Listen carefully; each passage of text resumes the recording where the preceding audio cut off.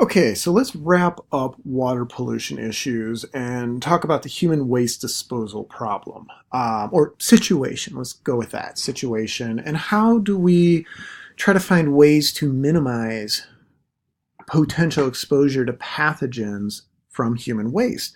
Now, in developed countries like the United States, we tend not to think much about this. Oh, it's not a big deal. But consider the billions of people that live in developing countries where they don't have this option. They simply go outside into the field and go to the bathroom. On a small scale, that's not a big deal. Nature will break it down and dispose of it, and you're probably not going to have much exposure. But the human population is growing and is growing rapidly and significantly in developing countries where they don't have access to good sanitation practices. And you go from 8,000 people in your village to 12 or 15 in the course of the next 20 years. Do you have enough bathrooms and enough places to dispose of just human waste properly? Major health problems, global health problems because of human waste issues. So consider what we do in the US. Some folks, some of you guys may be on a septic system. So the house, you produce waste in the house, flushes, goes into the septic system. And the way the septic system works, I'm just going to kind of highlight the basics here. Waste goes into the system, and the solid wastes go in, settle to the bottom. Then you have your liquid and your, what they call kind of the gas scum area. Each septic system should have a clean out spot. That is where it can get opened up, and then a big nasty truck comes along. I shouldn't call them nasty. They do an incredibly important job that I don't know a lot of people who would want to do it, but these guys are incredibly important. They come along with a big suction hose, drop that down into your tank, and suck it all up into their truck, take it away, and dispose of it. Septic systems need to be cleaned out every so many years based on how many people are in the house, etc. So things to remember. If you're on a septic, you want bacteria in that septic to break down and decompose the wastes. Yay, bacteria. We like them. You can go to Lowe's or Menards or Ace Hardware and get boxes of stuff called Rid-X. It's bacteria. You flush it down the toilet and it helps enhance the decomposition in your septic system. So it breaks down your solids and detoxifies stuff and eliminates your pathogens faster. If you're using household cleaners, what does bleach do? Bleach kills germs. We often call bacteria germs. So when you flush bleach down the drain and it goes into your septic, you're actually killing your bacteria and decreasing the efficiency of the septic. So keep that in mind. Granted, we have to use some bleach for cleaning, but we don't want to over bleach it. So, okay, so the solids in a septic system kind of accumulate here. Hopefully the bacteria can break it down and reduce it, and we can eventually, if needed, get the septic pumped out every, might be every 5 or 6 years, whatever. The liquid then goes from the main box into what's known as the leaching field. It comes down these pipes, and then if you notice, all the pipes have little holes in them. So the water trickles down here, and then it comes out of the pipe into usually a sand, gravel, crushed stone type of absorption field. And the liquid goes into there, the sand and the gravel absorb the liquid, kind of percolates through, and it breaks down and hopefully detoxifies any contaminants that may be in there and just becomes groundwater. Now, some septics will actually have a pipe that comes out the end, and then that pipe carries the water, and it actually will discharge into a creek, a little waterway, whatever, and flow of gravity, water goes where it's going to go. Technically, the water coming out the end of this pipe down here, it is, if your system's optimal, if it is drinkable water. Now, I don't know anybody who would really want to put a cup there and drink. But could we do other things with that water? Why don't we use that to water our garden? Why don't we use that water to water our trees? Does that water go into your pond? Does it go into the aquifer and then you pull it back up in the well if you're on a well? So you are reusing that water. The key is it needs to go through that process, those stages, for it to get rid of any pollutants, any potential pathogens, toxins, etc. All right, so that is the septic system. Bigger scale, municipal sewage treatment. The city of Springfield, Rochester, Chatham, Petersburg, etc. We all have a municipal sewage treatment plant.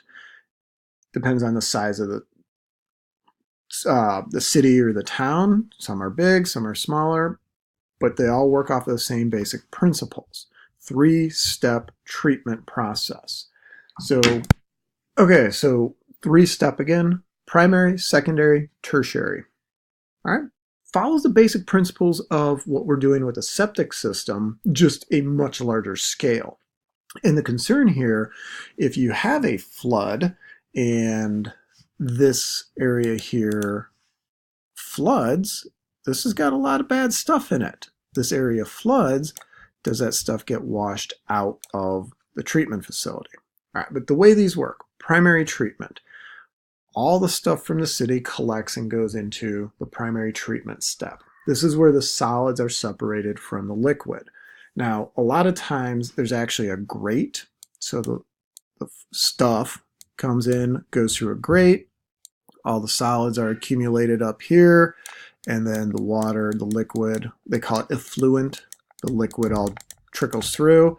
The stuff that collects on the grate sometimes is removed. It may go and get incinerated, burned, or disposed of in a different way. Depending on the system, if we're doing this with animals, that's fertilizer. That's phenomenal fertilizer right there. So we got to separate solids from liquids in the primary treatment. Now, the liquid, or again, it's called effluent, goes to the secondary treatment step. This is where it goes through a trickling bed. That's the equivalent of the gravel stuff in our normal septic, in our small scale septic. So it goes through the trickling bed. Sometimes they go into aeration tanks. And that's what we're looking at here, are big aeration tanks. So the liquid kind of gets stirred, it gets aerated, or it passes through a trickling bed to try to separate out pathogens and break them down, detoxify it. That is really the goal of the secondary treatment, is to degrade the pollutants and try to detoxify the water. Sometimes it's disinfected, chlorinated right here. So we dump a massive amount of chlorine in there to try to knock out and kill any pathogens that may be present. Once we've accomplished secondary treatment, then it goes to the tertiary treatment. All right, so now you have this water that shouldn't have any pollutants or toxins or heavy metals, or hopefully doesn't have that stuff, and it shouldn't have any pathogens. Then we get to tertiary, and that's where we want to remove any kind of nutrients, any plant nutrients. Basically, we're trying to get rid of nitrates and phosphates from the liquid. Again, we call it the effluent. So this can be done artificially, where we use chemicals to actually bind to the nitrates and the phosphates and remove them from solution, or in some cases, we use a natural wetland. So this is getting more and more interest.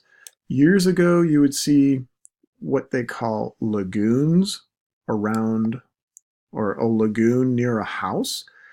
This is where the tertiary treatment would take place. So instead of that leaching field dumping into a body of water, a stream, etc., it would dump into the lagoon.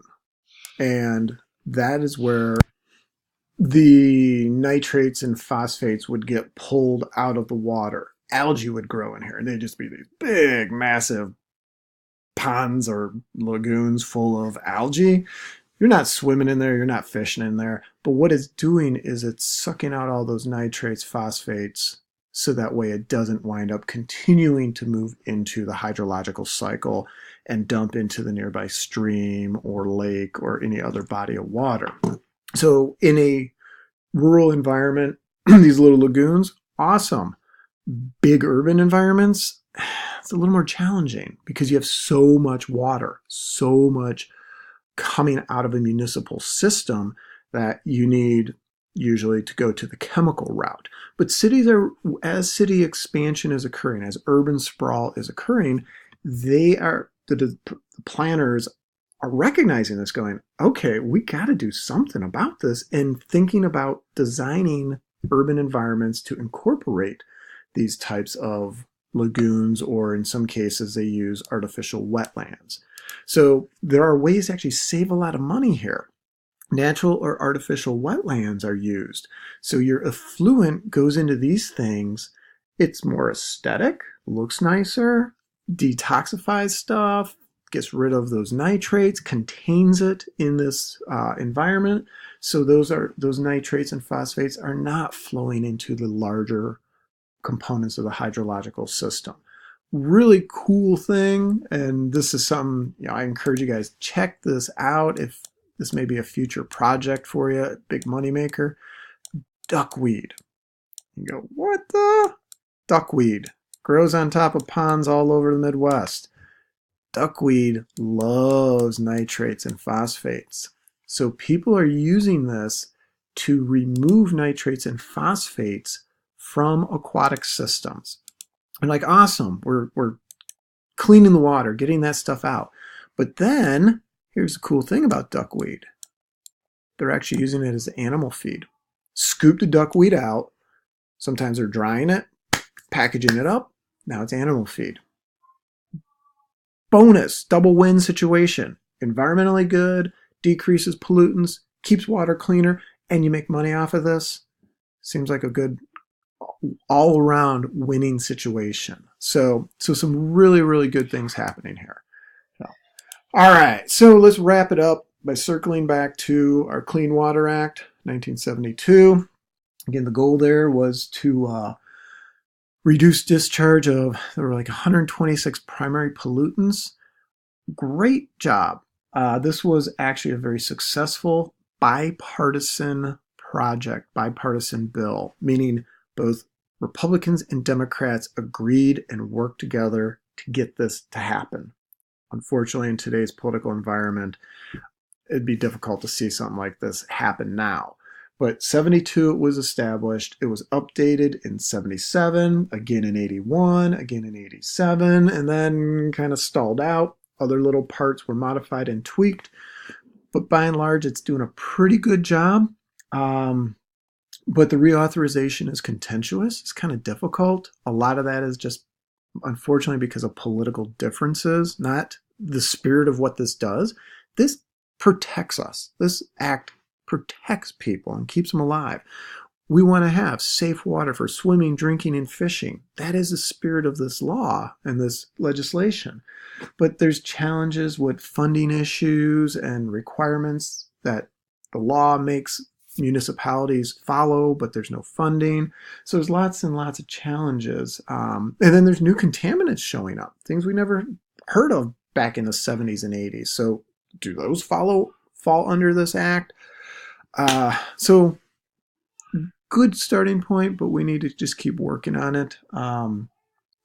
Climate change is also causing this to, we don't know what's going to happen, bottom line. Climate change is changing everything about environmental issues. And how do we respond to climate change with legislation? Do we need to adjust it? Do we need to modify it? Those are all questions that we have to keep trying to answer. So we need water. Let's keep it safe as possible. Let's focus on the areas that we know are causing the biggest challenges: agricultural runoff and urban non-point pollutions. Those are the biggest things today. So can we work with people in those environments, agricultural folks, urban environments, to try to address that for the good of all of us? Just because you're not directly impacted with the pollution, it's going to indirectly impact everybody. Hydrological cycle is just a big circle. Everybody's connected to it.